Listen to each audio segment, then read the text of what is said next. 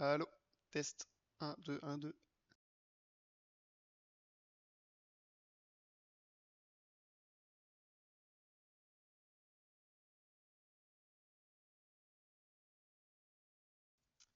Test. Un, 2, un, 2.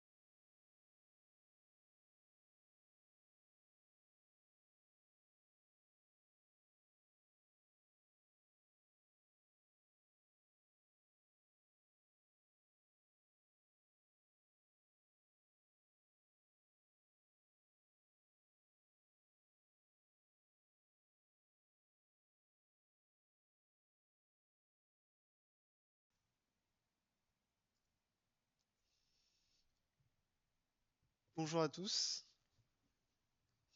j'espère que vous m'entendez bien, que vous allez bien. Aujourd'hui, petite live coding session sur les listes chaînées. Voilà, donc ce live s'adresse en partie et principalement au C24, mais aussi aux anciens élèves, aux potentiels futurs élèves. Voilà, tous ceux qui sont intéressés aussi par les listes chaînées en C.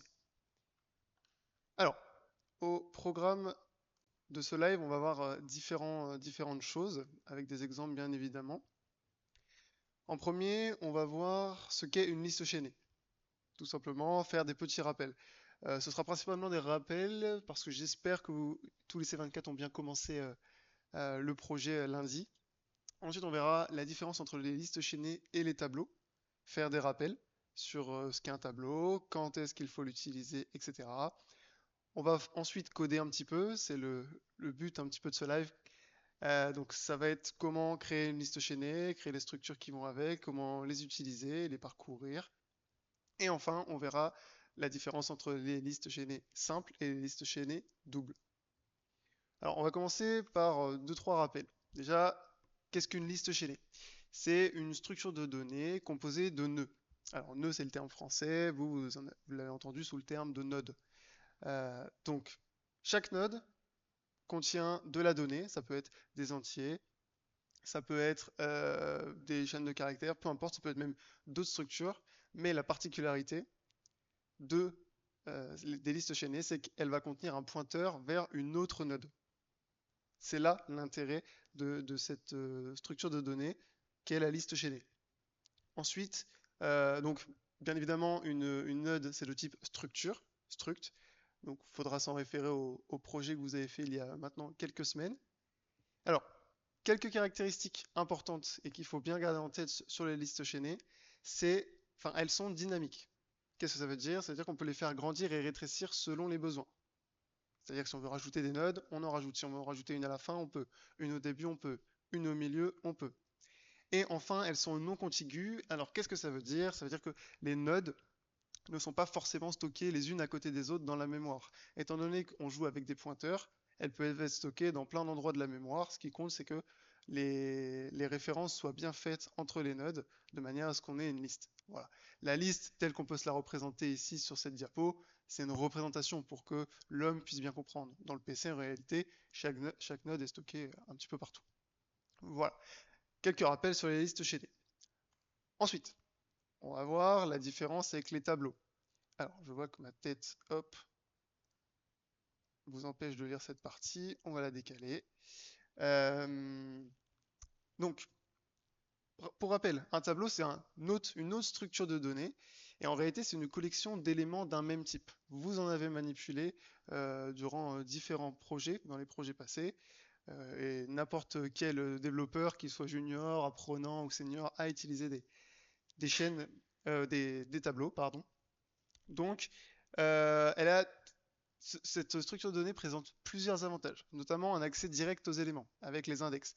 Quand on fait arrêt entre crochets en mettant un chiffre ou un nombre, on accède directement à l'élément.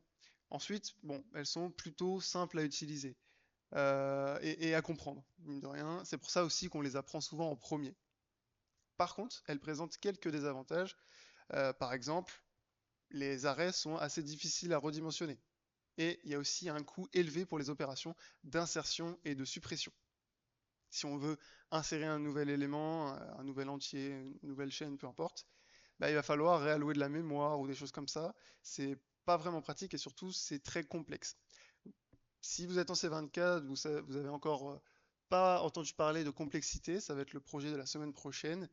Mais ce qu'il faut savoir, c'est que voilà, pour faire ces opérations justement d'insertion et de suppression, il va y avoir beaucoup de calculs à faire, beaucoup d'opérations. Et du coup, c'est assez gourmand et pas très pratique. Donc, petit rappel, quand est-ce qu'il faut utiliser les tableaux? Alors, quand votre taille de votre liste quand la taille de votre liste, pardon, est connue. Ça peut être une chaîne de caractères ou peu importe. Là, c'est bien d'utiliser un tableau, une arrêt simple. Et ensuite, si vous avez besoin d'un accès rapide et un accès direct aux éléments, c'est parfait. Pour créer une chaîne de caractères, par exemple, une arrêt, c'est très très bien. C'est une liste de plusieurs caractères, c'est impeccable. Vous n'allez pas utiliser une liste chaînée pour faire une chaîne de caractères. Voilà, donc ça c'était un petit, on ferme la parenthèse tableau et on va partir cette fois-ci donc sur les listes chaînées. Comme je disais tout à l'heure, c'est une structure de données donc composée de nodes qui est facile à redimensionner, c'est un de ses avantages, et insertion et suppression de nodes efficace. C'est-à-dire que là, ça va demander beaucoup moins de complexité de supprimer une node, ça peut être supprimé au début, supprimé à la fin, supprimé au milieu, peu importe. Par contre, ceci dit, elle présente quand même des désavantages, comme par exemple un accès aux nodes qui est plus complexe et une utilisation supplémentaire due au pointeur, c'est-à-dire que ça va être plus gourmand niveau mémoire, étant donné que là on va stocker un pointeur qui fait quand même 8 bytes, 8 octets à chaque fois. Voilà. Enfin, ouais. Hop, donc ça c'était pour la partie. Et si petit rappel, quand est-ce qu'il faut utiliser une liste chaînée? Dans ce cas-là, quand la taille de la liste, elle peut changer, quand vous savez d'office qu'elle va changer, c'est peut-être mieux d'utiliser et de partir sur une liste chaînée. Et quand vous savez que vous allez constamment du coup devoir faire des insertions, des suppressions. Vous allez rendre compte que vous allez utiliser une structure de données qui s'en rapproche fortement la semaine prochaine, c'est pour les arbres binaires. Vous allez voir, on est un petit peu dans le même esprit. Voilà, donc ça c'était les parties rappel, partie théorique. Maintenant, on va pouvoir passer un petit peu à la partie code. Donc, ce qu'on va voir, c'est tout d'abord parcourir une liste chaînée. Comment faire? Ensuite, la définition de la structure représentant une node. Oui, parce qu'en réalité, une node, c'est une instance d'une euh, structure qu'on va créer ensemble. On va voir comment insérer une node, tout simplement, que ce soit au début, que ce soit à la fin de la liste chaînée. On va également supprimer une node au début, là ce sera un exemple au début, mais on restera dans le même esprit pour supprimer à la fin.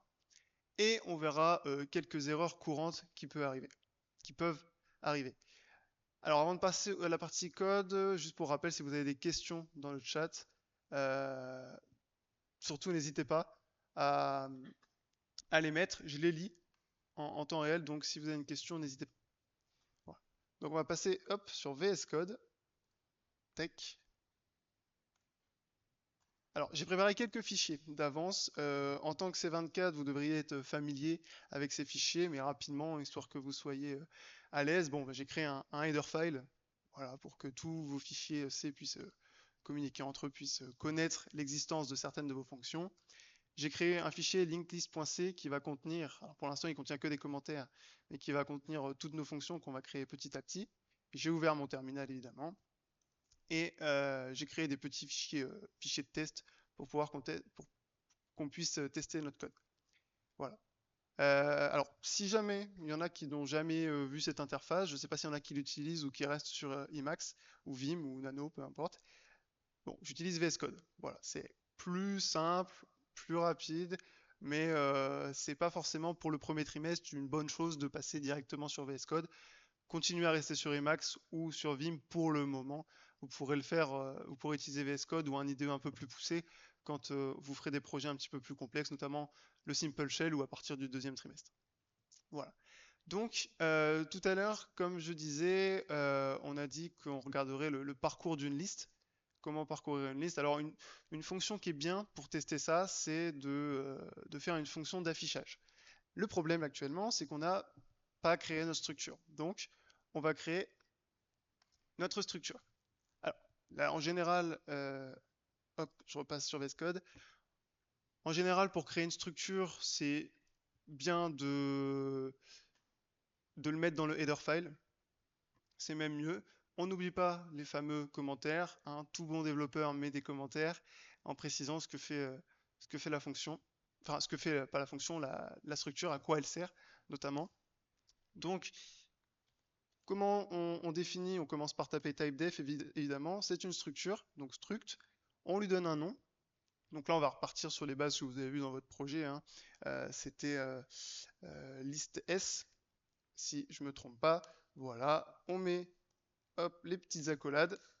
Et c'est ici que vous allez mettre vos champs, vos attributs de votre structure. Donc nous, dans notre cas, on mettra une chaîne de caractères. Voilà. Donc une chaîne de caractères, petit rappel, c'est un pointeur sur caractère. On va mettre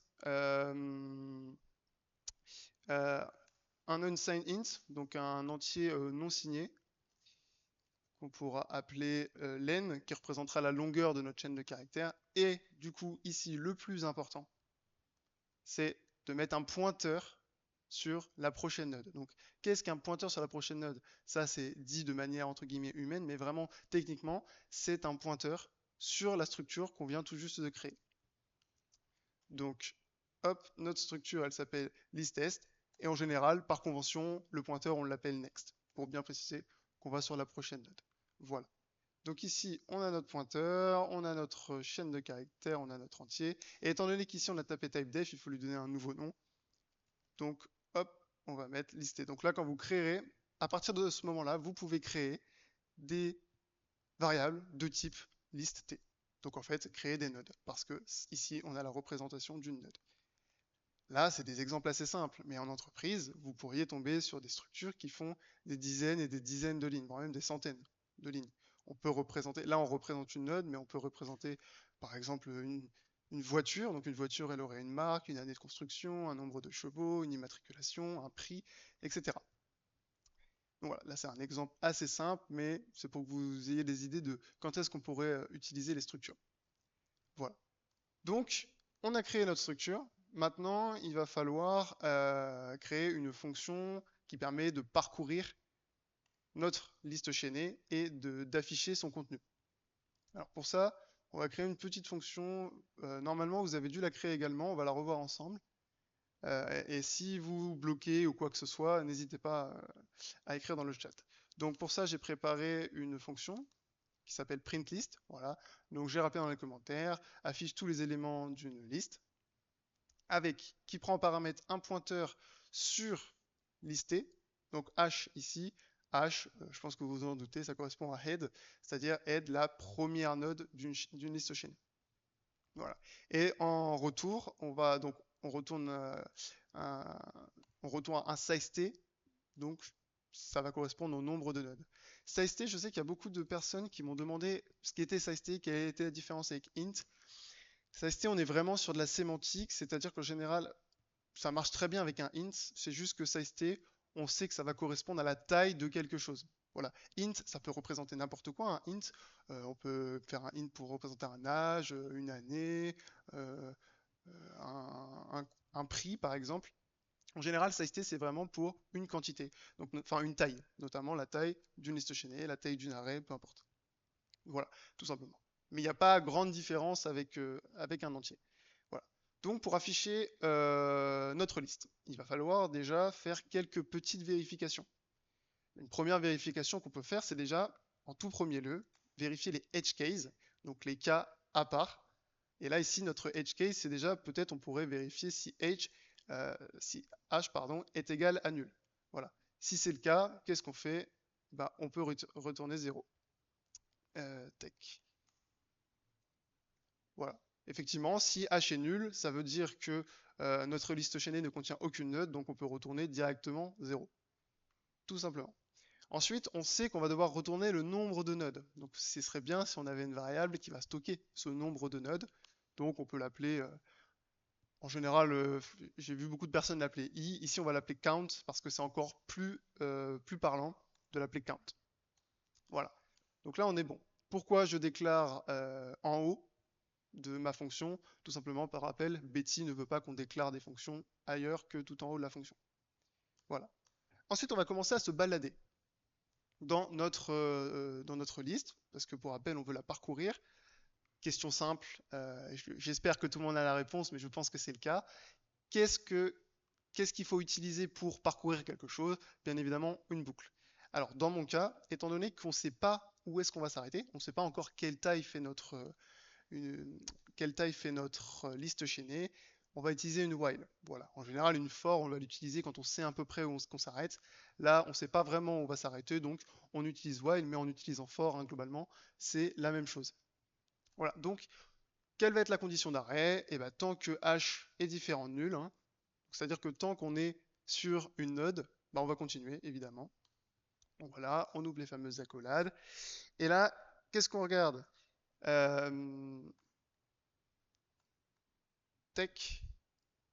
Donc ici, si on regarde rapidement le fichier de test, ce qu'on veut faire, c'est afficher, donc ça va être afficher notre, notre numéro, hop, si on retourne ici, on va vouloir afficher len et retourner le nombre de nœuds. Donc pour ça, il va déjà falloir regarder quelque chose. Hop, on va regarder si hstr, hop, donc hstr, ça aussi, la flèche, pour être sûr que c'est acquis pour tout le monde, même s'il y en a qui n'ont jamais vu, la flèche ici signifie que h est un pointeur. Voilà, c'est un pointeur et flèche str, ça veut dire qu'on va prendre l'attribut str, donc on va prendre cet attribut-là de la node pointée par h. Ça, c'est assez important et c'est aussi important de l'expliquer de cette manière parce que ça peut être le genre de question assez bateau qu'on peut vous poser en entretien. Donc, c'est important de dire que on va aller chercher l'attribut str, on va aller checker str de la node pointée par h. Voilà, parce que j'ai aussi eu le cas d'incompréhension. H, pour rappel, ici n'est pas une node.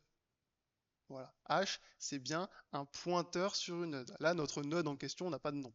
Voilà. On lui a pas donné de nom. Là, on est juste un pointeur sur une node. Voilà. Donc ici, on va regarder que notre str n'est pas nulle, tout simplement. Oh, on va regarder, pardon, si elle est nulle. Hop, comme ça. Tac. Et qu'est-ce qu'on fait si c'est le cas? C'est un cas spécial. Ici, eh bien, on va tout simplement afficher printf. Donc on met la longueur, donc si c'est nul, il n'y a pas de longueur, notre chaîne ne fait aucune longueur. Hop, et on va vouloir afficher nil. En général, pour représenter une valeur nulle, on utilise nil. C'est une convention. Rien n'y oblige, mais c'est mieux. Voilà, on n'oublie pas les points virgules. Et, important, h égale hnext. Qu'est-ce qu'on fait ici? Eh bien, le pointeur, actuellement, notre pointeur pointe sur la première node. Hop, je peux retourner rapidement sur la présentation pour que vous ayez une image.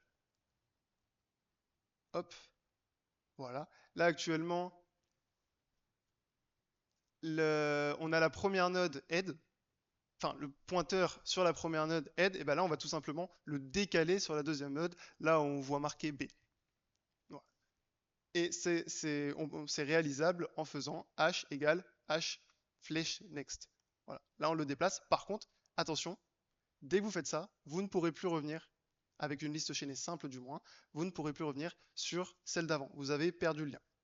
Voilà, c'est terminé. Sauf si vous l'aviez sauvegardé dans une variable temporaire. Mais là, dans notre cas, c'est pas le cas. Donc là, on a perdu le lien avec la node précédente. Donc avant de faire h égale hnext, assurez-vous que vous avez fait tout ce qu'il fallait faire sur votre node actuelle.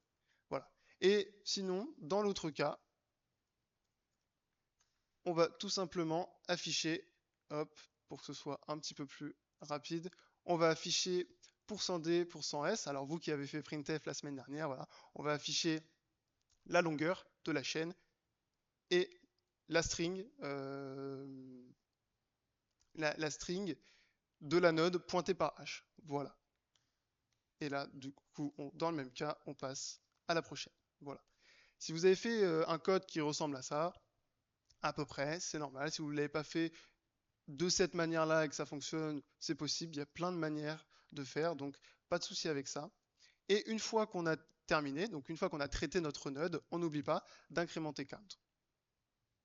Voilà. Et à la fin, on n'oublie pas qu'on veut retourner un sizeT, donc si on retourne rien, le compilateur ne sera pas content. Donc on return count. Voilà. Donc ici, dans le header, on n'oublie pas, on a défini une nouvelle fonction, donc on n'oublie pas de la déclarer, hein, évidemment. Donc, hop, on la déclare ici. Et du coup, c'est ce qui va permettre, en faisant ça, je pense que vous l'avez tous compris, c'est ce qui va permettre à ici notre fonction main de bien connaître notre nouvelle fonction. Donc, on peut essayer de compiler. Alors, on n'est pas à l'abri d'une potentielle erreur. Hop, voilà. Donc ici, hop, j'ai dû oublier. Tac, comme ça. On n'oublie pas. Alors, dans ce cas, quand vous faites face à ce genre d'erreur, hop, Alors, inodix sur la fonction main qui ne connaît pas head.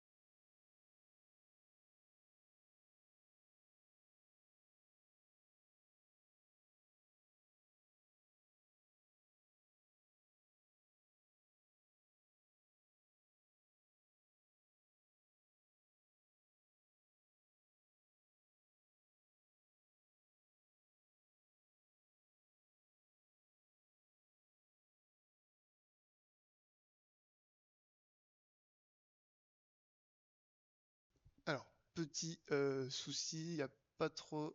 Tac.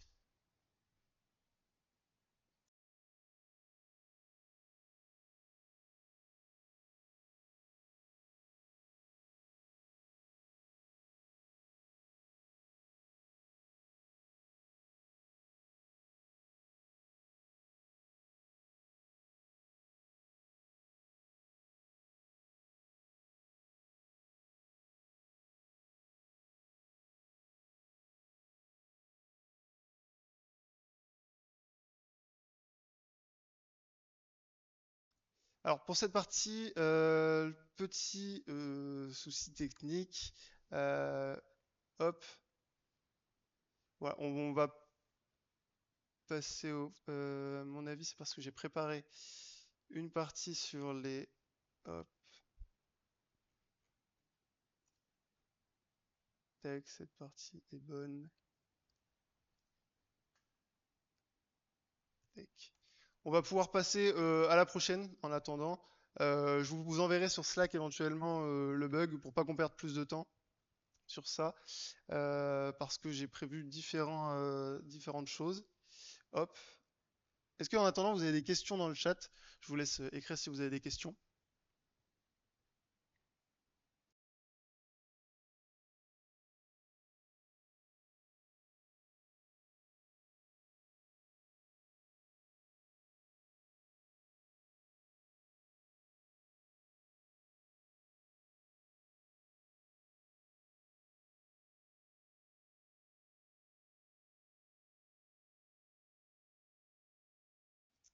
Dans ce cas, on va passer sur la deuxième partie, donc l'insertion d'une node.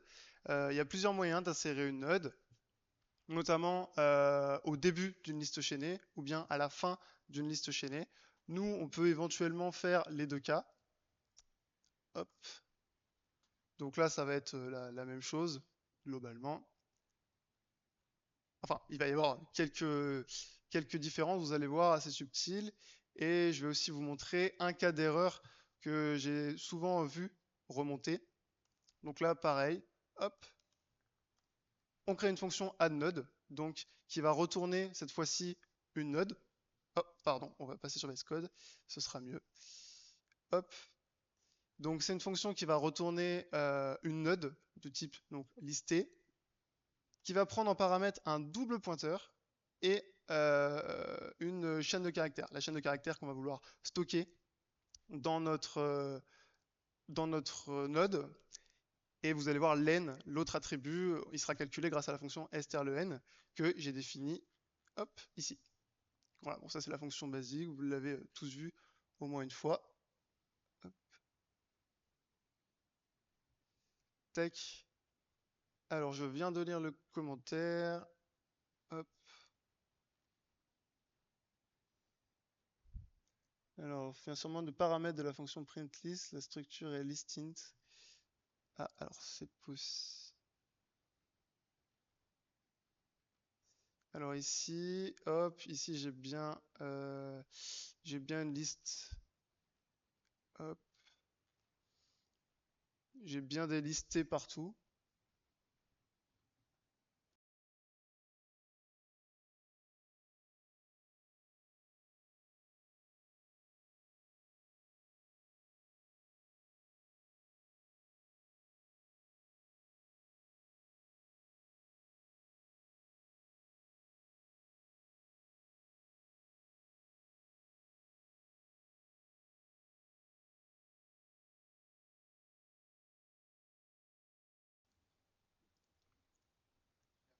effectivement, j'avais mal nommé la structure. Voilà, mea culpa. Bien joué pour le debugging. Zik la débrouille. Porte bien son nom d'ailleurs. Parfait. Hop, on va rapidement hop, recommencer ça pour du coup tester notre cas de tout à l'heure. Hop, voilà. Là, même souci, alors que je l'ai bien appelé cette fois-ci. Tac. Hop, ici on a bien notre liste S, liste S.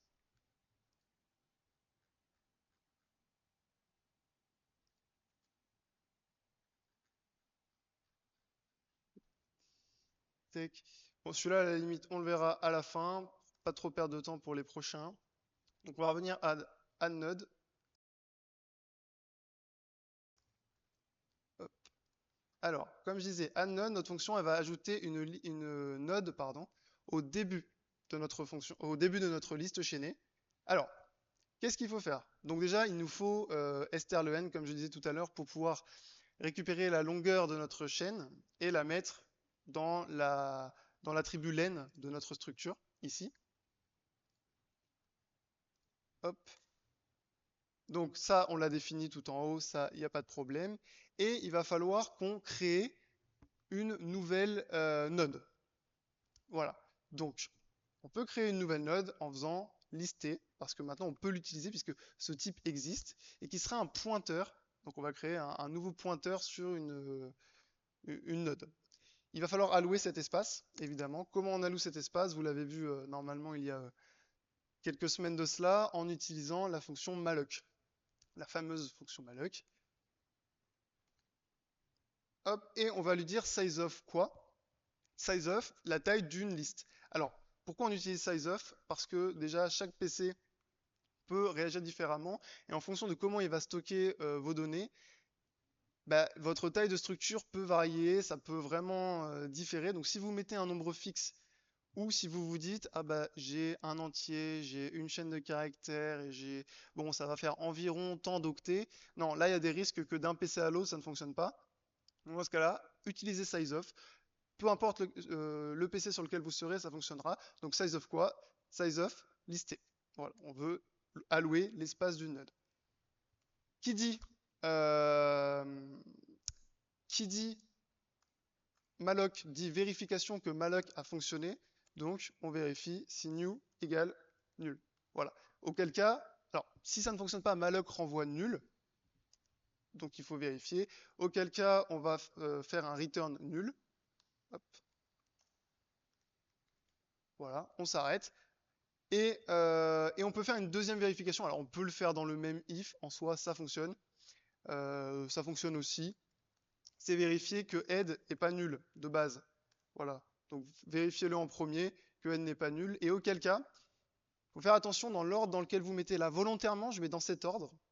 Volontairement, je fais le malloc avant de vérifier que c'est head pour vous faire un rappel, parce que le checker le vérifie très régulièrement. Si vous vérifiez que head est nul après avoir fait le malloc et qu'il s'avère que head est nul, n'oubliez pas de free new. Voilà. N'oubliez pas de free new parce que ça voudra dire que malloc, si vous en arrivez là, ça veut dire que, enfin, si new n'est pas nul et que head est nul, vous avez alloué de la place pour new, donc il faut le libérer. Voilà, tout simplement. Ensuite, on veut créer une nouvelle node avec str en attribut. str qui peut par exemple être hello, qui peut être John Smith, James Bond, peu importe. Donc ce qu'il faut faire, c'est qu'on va le mettre dans l'attribut str de notre structure. Comment faire ça? Eh bien, on utilise donc notre pointeur, new. On lui dit c'est l'attribut str. Et à quoi il est égal? Alors ce serait pas du tout une bonne pratique de lui dire égal str. Voilà, il y aurait des risques. Ce qu'il va falloir faire ici, c'est dupliquer la chaîne de caractères. Comment on fait pour dupliquer la chaîne de caractères? On peut utiliser par exemple la fonction standard strdup. Voilà. De mémoire, dans le projet, en plus, vous y aviez le droit. C'était une des rares fonctions à laquelle vous aviez le droit. Donc on peut faire strdup, str. Qu'est-ce que va faire strdup? C'est une fonction aussi qui va sécuriser la chose, puisque strdup va copier votre str et va le mettre dans new flèche str. Voilà. Et si jamais il n'a pas fonctionné, str dupe renverra nul. Voilà. Donc on a fait ça. Ensuite, on n'oublie pas qu'on a deux attributs, on a str mais on a aussi len. Donc new len, à quoi elle est égale? On a dit à la taille de str. Donc ici on peut utiliser str le n par exemple, comme ceci. Et ensuite, donc là on a créé notre node, mais on n'a pas encore relié à la chaîne, à notre liste chaînée, qui commence, rappelons-le, au niveau de head, de étoile head, puisque head ici est un double pointeur. Donc, comment on fait la liaison? Eh bien, tout simplement en faisant new next, parce que ici pour l'instant, new next, il pointe sur rien, il pointe sur nul. Donc, new next, on va dire qu'il est égal à étoile head. Alors, on va pas épiloguer pendant 100 ans sur les pointeurs parce que c'est pas le sujet du live. Mais ici, c'est étoile head parce qu'on a un double pointeur. Donc, étoile head est également lui-même un pointeur. Et rapidement, je vous le dis, vous pourrez aller vérifier de votre côté ou on pourra éventuellement en parler. Pourquoi on a utilisé un double pointeur ici? Car si on avait utilisé un simple pointeur et qu'on s'apprête à le modifier dans la ligne juste en dessous, on va le modifier juste après, eh bien, on aurait modifié en réalité une copie de head, ce qui fait que en revenant dans la fonction main après, eh bien, on serait revenu sur le vrai pointeur d'origine et touche charabia signifie tout simplement que on n'aurait pas modifié le vrai pointeur head et on n'aurait rien fait et ça aurait rien affiché. Vous pourrez le tester, ça peut être amusant de votre côté. Je sais qu'ici, sur le campus de Fréjus, ils l'ont essayé. De faire cette fonction avec un simple pointeur ici, vous verrez, ça n'a aucun effet parce que vous n'allez modifier qu'une copie. Alors qu'en passant un double pointeur, vous allez modifier étoile head et non head lui-même. Donc l'adresse stockée dans head ne bougera pas. Donc tout fonctionnera bien. Voilà rapidement, je ferme la parenthèse de pourquoi un double pointeur, vous pourrez tester de votre côté, puis on pourra en reparler après. Une fois qu'on a fait ça, donc là, on a créé notre node, on l'a relié, c'est magnifique, ça fonctionne. Mais il manque quelque chose, évidemment, c'est que head, rappelons-le, c'est la première node, sauf que là, head, actuellement, étant donné qu'on vient de lui greffer une nouvelle node, eh bien, head est sur la deuxième node. Donc il faut tout simplement dire que le pointeur, il faut le mettre sur notre nouvelle node, donc en faisant étoile head égale new. Voilà. En faisant ça, et à la fin, on return notre nouvelle node. Effectivement, ici, on retourne bien un pointeur sur structure. Voilà. Donc, une erreur courante ici, qui apparaît souvent, c'est de mettre cette ligne-là ici. Voilà. En soi, vous avez les étapes, mais là, l'ordre est hyper important. Pourquoi il est hyper important? Parce que là, dans ce cas-là, dans le bon ordre, vous dites que new va pointer sur head, parce que head actuellement on le connaît, et ensuite vous dites que donc new a été greffé à votre node, et ensuite head, vous allez le redécaler sur new. Donc là, tout est bon, on n'a pas perdu de liaison, on n'a pas perdu de référence, on est bon. Si par contre on avait inversé dans ce sens-là, là vous auriez dit quoi? Vous auriez dit, donc new ici, arrivé à cette ligne-là, new, il pointe sur rien, il pointe sur nul. Ici, vous dites que head, vous le faites pointer sur new, ok. Sauf que head, c'était votre seul moyen d'accéder à votre liste chaînée, c'était votre point d'entrée. Et là, vous venez de mettre head sur une node qui ne pointe sur rien, donc vous avez perdu la liaison avec la chaîne d'origine et vous venez de casser votre chaîne. Voilà. Donc l'ordre est hyper important. Je ne sais pas si y en a à qui c'est déjà arrivé, sûrement. Peut-être que vous n'aviez pas éventuellement compris ce qui s'était passé. Mais dans ce cas-là, et c'est pour ça aussi qu'on vous le conseille dans les projets, utilisez bien les tableaux blancs. Lorsque vous faites les listes chaînées, ça permet de bien voir le bon ordre et en faisant ça, sur tableau blanc, vous vous seriez rendu compte qu'à un moment, vous cassez le lien avec votre liste chaînée. Donc, c'est bien comme ça qu'il faut faire pour insérer une node à l'avant d'une chaîne, d'une liste chaînée. Est-ce qu'il y en a qui ont des questions avant que je passe à la fonction d'insertion à la fin d'une liste chaînée? Il n'y a pas beaucoup de changements, mais quelques trucs qui diffèrent quand même.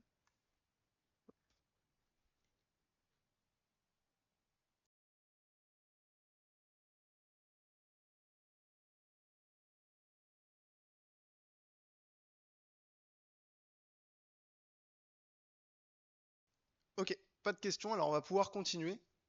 avec donc une fonction cette fois-ci qui va ajouter à la fin d'une liste chaînée. On va l'appeler donc add node end. Celle-ci aussi normalement vous avez dû la créer à un moment. Peut-être avez-vous eu du mal, peut-être ça a fonctionné. Vous ne saviez éventuellement pas comment. N'hésitez pas à me poser des questions si c'est le cas.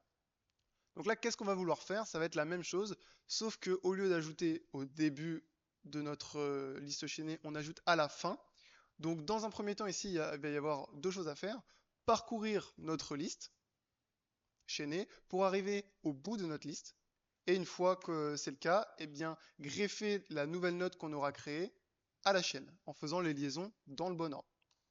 Donc pour ça, eh bien, on crée encore une fois donc notre nouvelle node, notre pointeur sur notre nouvelle node. On fait un petit coup de malloc pour voir si, enfin pour allouer l'espace nécessaire. Donc je ne reviens pas dessus. Size of donc list t. Voilà. Ensuite, on peut éventuellement créer aussi, enfin, on va devoir créer un pointeur sur, enfin, un pointeur qui s'occupera de sauvegarder, d'être sûr qu'on perd pas le lien avec notre liste chaînée. Donc, on peut l'appeler last node.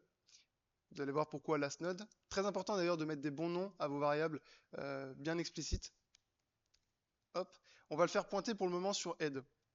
Voilà. Et à la fin, eh bien, comme son nom l'indique, ce pointeur pointera sur la dernière node. Voilà, avant qu'on insère notre nouvelle. Donc on n'oublie pas de faire le petit contrôle, voir si new a fonctionné. Enfin, plutôt la checker s'il a échoué. Si c'est le cas, on return nul.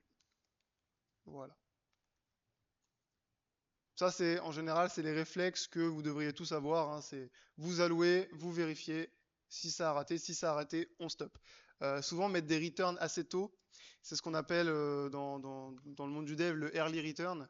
C'est-à-dire que allez, embêtez-vous pas à continuer la fonction si vous savez que ça a échoué. Allez jusqu'au bout. Enfin, n'allez pas jusqu'au bout, stoppez directement la fonction. Ça permet de faire du green code et de prendre moins en performance. Voilà.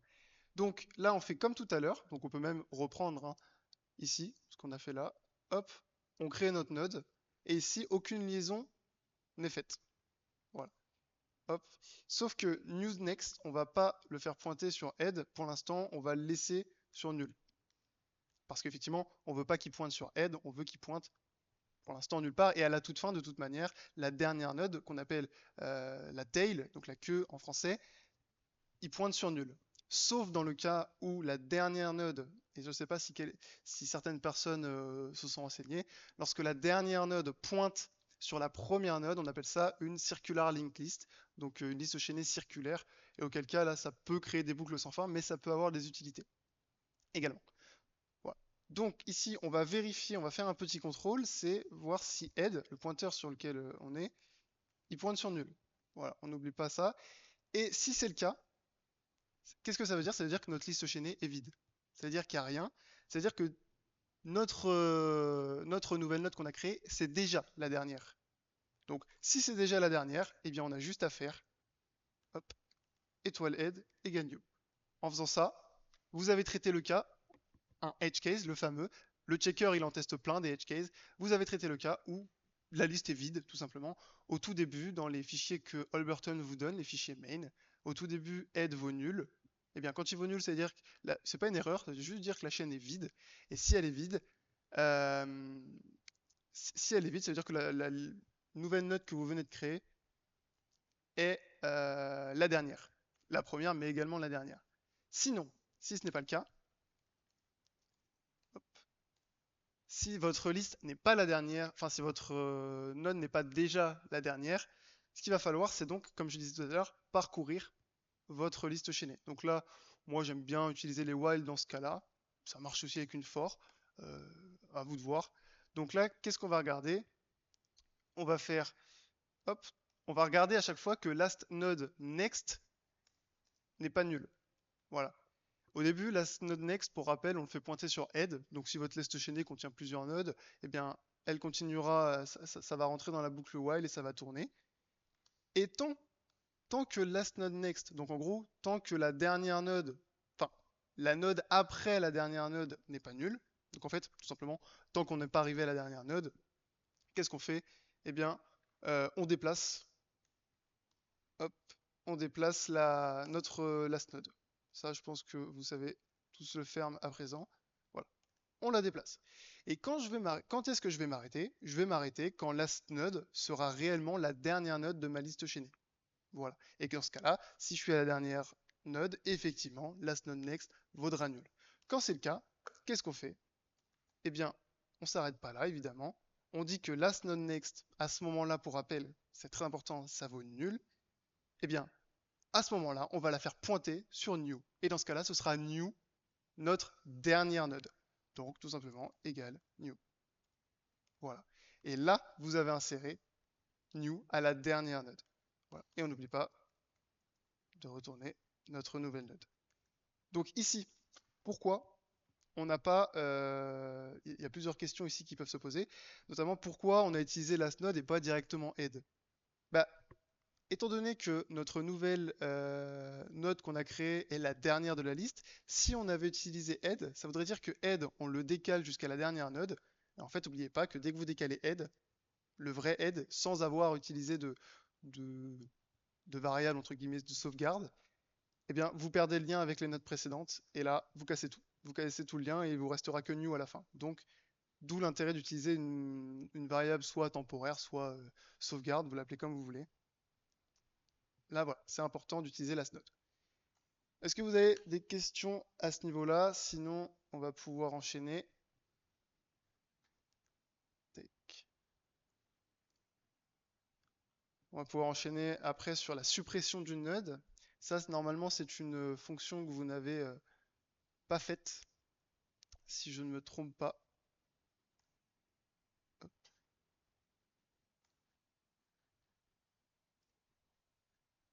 Tac, ici. Voilà. Alors, une fonction de suppression, bon, on est dans le même esprit. Il y a différentes choses qui, qui diffèrent quand même, mais on reste dans cet esprit de logique, de bien refaire les liaisons, de bien faire sur tableau blanc pour refaire les liaisons. Et si on veut supprimer la dernière, bien s'assurer qu'on parcourt toute la liste sans perdre le lien avec head. Donc on reste un petit peu dans la même logique. Donc ici, notre fonction, on va l'appeler pop list. Vous allez sûrement voir ce terme post, vous allez souvent le voir enfin pop, pardon. Vous allez sûrement le voir dans les prochains projets, même en Python, etc. En général, pop, on l'utilise pour supprimer les éléments d'une collection d'éléments. Ça peut être un tableau, ça peut être un dictionnaire, peu importe. En général, on utilise pop, ça dépend des langages, mais vous allez en entendre parler. Donc là, qu'est-ce qu'on prend en paramètre? On prend tout simplement notre liste. Pourquoi? Parce que ici, ce qu'on veut, c'est supprimer la head node, donc la première node. On va pas faire pour la dernière. Éventuellement, si ça vous intéresse, vous pouvez le faire de votre côté. Vous m'envoyez le code et puis je peux vous dire si c'est bien, si vous le souhaitez. On peut faire comme ça. Donc, ce qu'on va faire ici, on va créer notre fameuse variable temporaire. Hop. Donc, lister tech. On peut l'appeler, si c'est une variable temporaire, on peut l'appeler tout simplement TMP, par exemple. TMP, et on va se servir d'un entier, un petit entier qu'on va appeler n. En général, c'est par convention, parce que on veut retourner soit 0, soit la data, donc soit la valeur n de la n node. Voilà. La n node, d'ailleurs, faites attention, c'est pas n, c'est len. Hop, donc on peut mettre len. Voilà. Donc, on fait nos fameux contrôles. Vous commencez à vous y habituer. On peut vérifier que head est nul, ou bien, hop, ou head, le simple pointeur est nul. Et si c'est le cas, c'est un edge case, hein, encore une fois. Edge case ou cas de côté. Voilà, on return 0. Voilà. Parce que ça veut dire que la chaîne est vide, tout simplement. Dans les autres cas, dans le cas où la liste n'est pas vide, eh bien, on dit que TMP déjà, TMP, notre pointeur, encore une fois, TMP est un pointeur et non une node, on va le faire pointer sur head. Hop, on le fait pointer sur head, on sauvegarde la valeur de head, parce que pour l'instant, head, on n'y a pas touché. On a juste dit que TMP, on lui a dit TMP, s'il te plaît, pointe au même endroit que head. Donc, on en profite au passage pour sauvegarder notre la valeur de head dans notre variable len qu'on a créé juste avant.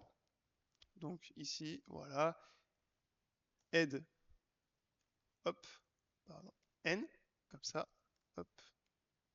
On sauvegarde. D'ailleurs, c'est len encore une fois. Et, et ensuite, ce qu'on va faire, c'est on va décaler notre pointeur on va décaler notre head sur la node d'après. Puisque, pour rappel, on veut supprimer la première node. Donc, pour ceci, hop, head, next. Voilà, on fait ça. Donc là, on a décalé. Essayez d'imaginer, hein, de vous imaginer ce qui se passe. Là, on a décalé notre pointeur head sur la deuxième node. Là, on pourrait se dire, on a perdu le lien, mais non, justement, d'où l'intérêt d'avoir utilisé TMP. On a conservé ce lien. Donc là, head, certes, est parti sur la deuxième node, mais notre TMP est toujours sur la première node. Et justement, c'est cette node-là qu'on peut supprimer. Alors pour la supprimer, il ne faut pas lui mettre le feu, ou il ne faut pas la casser, ou je ne sais quoi. Tout simplement, étant donné que cette node a été allouée avec malloc, qui dit libérer de l'espace dit free. Voilà, donc il va falloir utiliser la fonction free. Free qui prend en paramètre un pointeur, ça tombe bien, TMP en est un, c'est magnifique. Voilà. Donc ici, en faisant free TMP qui, lui, est resté sur la première node, on libère l'espace de la première node. Hop, on n'en parle plus. Head a été décalé sur la deuxième, qui est devenue maintenant la première. Et en faisant ça, on a supprimé la première node. Voilà. Et on regarde ce qu'on a mis dans les commentaires. On retourne la valeur qui a été supprimée. En fait, au final, c'est la valeur qui a été supprimée. Hop. D'ailleurs, c'est len ici. Donc on peut returner len. Et voilà comment on supprime une node.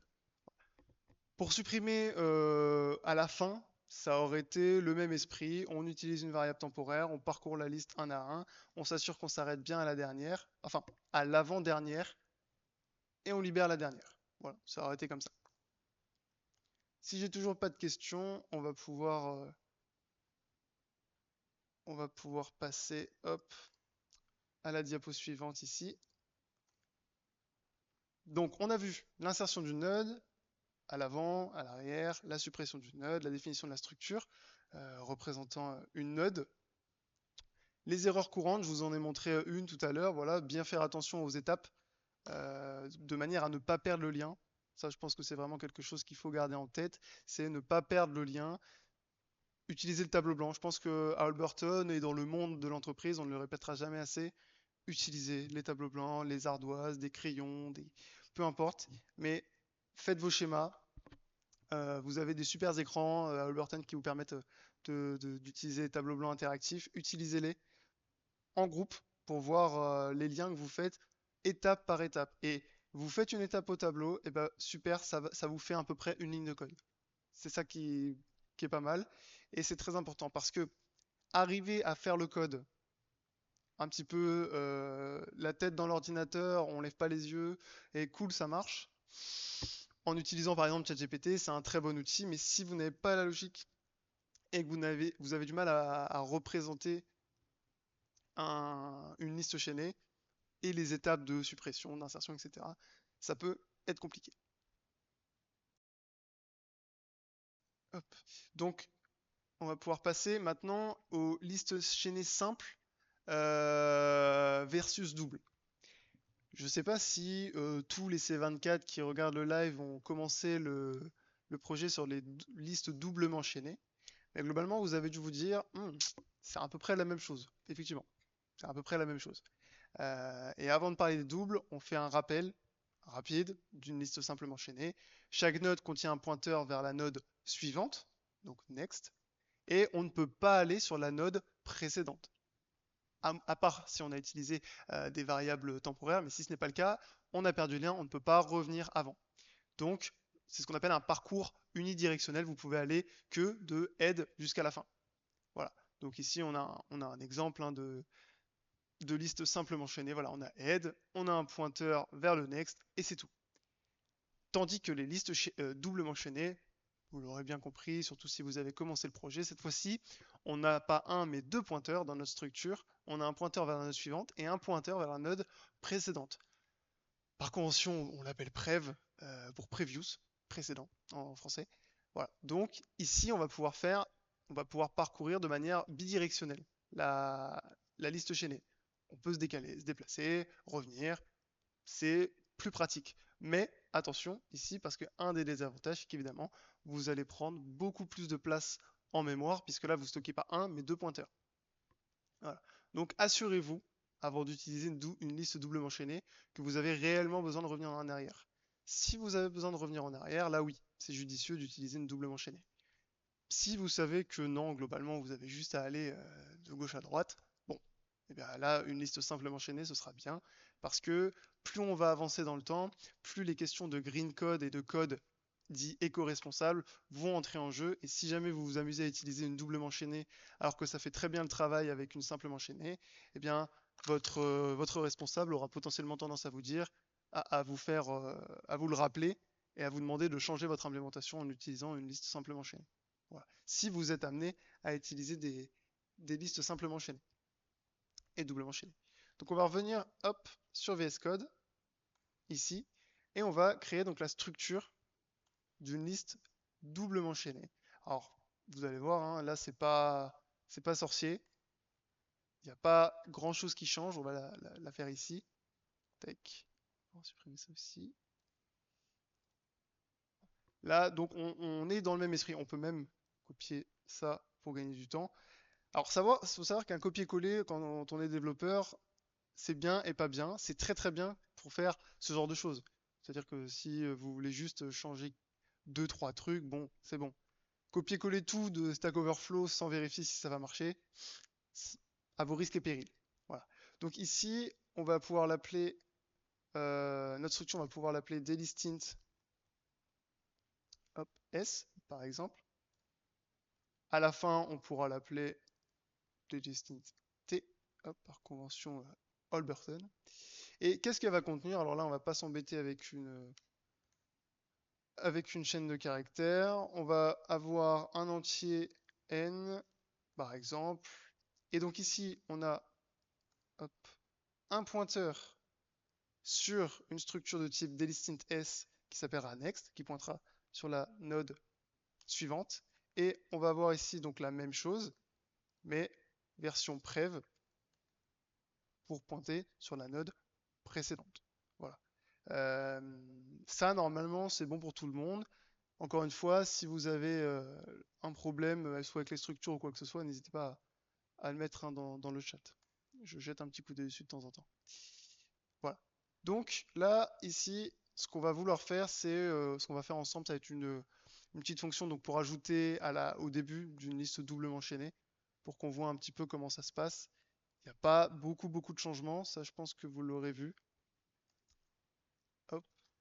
Et pour ça, ici, en général, pour parcourir, ici, je vous ai mis un exemple de fonction qui permet de printer, donc de parcourir et d'afficher les nodes à chaque fois, les données des nodes. Pour une liste doublement enchaînée, et ben, pourquoi je l'ai faite et je ne la code pas devant vous? Parce que tout simplement, c'est la même. C'est la même que la liste simplement enchaînée, parce que dans ce cas-là, on veut aller de gauche à droite, on ne veut pas revenir en arrière. Donc, hop, c'était la même. Voilà. Donc si dans votre code, vous êtes dit, c'est bizarre, le checker, quand il sortira demain, ça fonctionne alors que j'ai mis exactement le même code que la tâche 0 ou 1 du projet précédent, ça fonctionne, c'est normal. C'est parce que là, vous voulez être gauche à droite, pas besoin de revenir en arrière. Voilà. Mais pour notre fameuse petite fonction qui permet d'insérer au début, enfin une node au début d'une liste doublement chaînée, qu'est-ce qu'il faut faire? Alors, toujours la même chose, il va déjà falloir la créer, allouer l'espace nécessaire. Hop, T, on va l'appeler en général par convention new. Évitez de l'appeler A par exemple ou B ou AAA. C'est pas très professionnel on va dire. Et surtout si un développeur passe derrière vous, il comprendra rien. Alors que new ou encore même ça peut être new node, ça marche très bien. Voilà. Donc hop, on utilise notre fameux malloc et cette fois-ci on lui dit que ça va être la taille d'un delistint t. Voilà. Et là on a alloué l'espace nécessaire. On fait la fameuse vérification, encore une fois, que new n'est pas nul, hein, parce que si c'est le cas, ça sert à rien d'aller plus loin. Donc on peut faire tout de suite un return nul, hop. Et on peut aussi rajouter, étant donné que là on a head, on peut aussi rajouter en premier que head n'est pas nul. Hop, on check, ça coûte rien de checker. Hop, ici c'est le ou logique, hein. Donc si une des deux conditions est vraie, pour rappel, on rentre dedans et on va pas plus loin. Là ici, on remplit notre node. Donc en n, eh bien, on lui met la valeur qu'on a ici en paramètre. Donc n. Et new next. Donc là, jusqu'à là, vous allez me dire, c'est exactement la même chose que pour les listes simplement chaînées. Vous avez raison. Voilà, donc là, on dit que notre nouvelle node, on l'a fait pointer sur head. OK. Et ici, enfin, new prev, étant donné que new sera nouvellement la première node de la chaîne, et bien ça veut dire que le pointeur prev pointera sur nul. Je peux rapidement vous remontrer là. Ici, on le voit sur le petit schéma, on voit que la première node, effectivement, son pointeur prev pointe sur nul. Voilà. Et donc, hop, on peut mettre prev égale nul. Et là, on va avoir un contrôle à faire, c'est vérifier si head est différent de nul. Voilà. Ça fait partie des edge cases avec les listes doublement chaînées. C'est ce qui diffère un petit peu. Parce que si head n'est pas nul, ça veut dire que la liste chaînée de base, avant qu'on crée notre nouvelle node, elle n'est pas nulle. Donc si elle n'est pas nulle, ça veut dire que, hop, je remonte, ça veut dire, hop, que notre head à ce moment-là, elle va être là. Imaginons que la node A, c'est notre new, la node B, c'est notre head. Et bien effectivement, la head, c'est toujours la première node, donc il va falloir la remettre sur la node A, et du coup faire pointer prev sur notre new. Donc pour ce faire, hop, donc si jamais, voilà, si jamais il y a une node, qu'est-ce qu'on fait? On fait, hop, on dit que head prev, on le fait pointer sur new. Voilà, hop, avec un point virgule, c'est mieux. Et en tous les cas, head, hop, on le met sur new. Voilà. Donc la node sur laquelle se trouvait head, prev, on le relie bien à new, et head, on le décale sur new. Voilà. Là, on a fait toutes les liaisons. Si on oublie celle-ci, notre liste, elle n'est plus doublement chaînée à un endroit. Et dans ce cas-là, ça ne fonctionne plus et vous risquez de faire face à des erreurs. Et encore une fois, on return new. Voilà. On return new. Et comme ceci, c'est la même fonction que pour les listes simplement chaînées, c'est juste qu'on n'oublie pas la partie avec prev pour refaire les liaisons dans les deux sens. Voilà. Euh, Merci à tous pour votre attention. Est-ce que vous avez des questions? Profitez-en, c'est le moment. Et sinon, si vous voulez pas le mettre dans le chat, vous pouvez aussi me contacter directement sur Slack. Si vous avez du code à me montrer, des problèmes, si vous avez développé des petits trucs en rapport avec les listes chaînées, vous pouvez. Alors, hop, merci Dyslexia. Et il y a une raison pour laquelle on crée les structures en utilisant typedef plutôt que la data type struct. Alors ici, typedef, on va l'utiliser un petit peu, c'est un petit peu à la méthode Holberton, c'est parce que on veut les renommer. Voilà, je vais revenir, hop, tac. On veut renommer ici notre liste S en liste T. Voilà. Si vous ne le faites pas en entreprise, c'est pas grave que vous appelez directement ça sans le renommer, c'est bon. Mais ici, on aurait pu le renommer, par exemple, je sais pas, node, par exemple, on aurait pu, hein. Ça aurait pu marcher. Si on l'appelle node, et bien dans ce cas-là, vous auriez déclaré vos variables, hop, en faisant node. D'un point de vue sémantique, c'est mieux, effectivement. Donc en fait, principalement, on utilise typedef pour renommer votre structure, mais vous n'êtes pas forcément obligé. On va dire que c'est la méthode Holberton. Holberton vous oblige parfois à faire certains trucs, notamment respecter les Betty. Respecter, vous allez voir le trimestre prochain Picot Style, hein, qui est le Betty version Python. Voilà, donc C'est un moyen de vous faire aussi écrire du bon code, parce qu'en vrai, si on vous fait faire ça, c'est pas pour vous embêter, c'est aussi parce que c'est des conventions qui sont utilisées en entreprise. Voilà. Et surtout que de mémoire, ça, dans le projet, on vous le donnait directement. Donc voilà. Il n'y a pas de quoi. Est-ce que vous avez d'autres questions? Profitez-en, c'est le bon moment. Parce que aussi, alors je vais pas mal répéter sur le campus de Fréjus, mais comprendre. Alors là, c'est un mélange, il y a un petit peu de tout. Il y a des structures, il y a du malloc, et vous voyez surtout une nouvelle structure de données qui fonctionne pas uniquement qu'en C. On peut faire des listes chaînées en Python, par exemple. Donc, assurez-vous que vous l'avez bien compris. Souvent, ce que je constate parfois, c'est que même si on a terminé 100% des tâches, et que le checker met tout bon, ben, on a peut-être parfois pas compris. On peut s'en rendre compte notamment lors des PLD, des manual review. Assurez-vous que vous l'avez bien compris, parce que c'est une notion extrêmement importante. Je dis pas que vous allez le réutiliser en entreprise, hein. Si vous faites du web, par exemple en entreprise, j'ai jamais réutilisé de liste chaînée. Mais c'est quand même d'un point de vue algorithmique très important de savoir, de connaître, de comprendre, de savoir réexpliquer. Et, euh, et surtout que la semaine prochaine, voilà, je vous spoil un peu, je vous tease, je pense que vous l'avez vu, vous allez faire des arbres binaires, eh bien on s'en rapproche.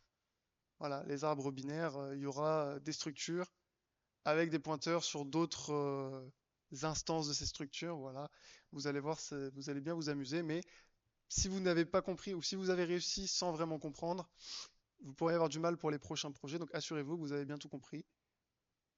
Si il n'y a plus de questions, je pense que je vais pouvoir mettre fin à ce live. Hop. Merci à tous en tout cas de votre écoute. J'espère que ça vous aura aidé. S'il y a d'autres questions, n'hésitez pas sur Slack à me contacter ou à le mettre dans les chaînes de vos campus. Et puis, je vous souhaite une bonne continuation, bon courage dans ces projets. Et puis, à très bientôt. Salut!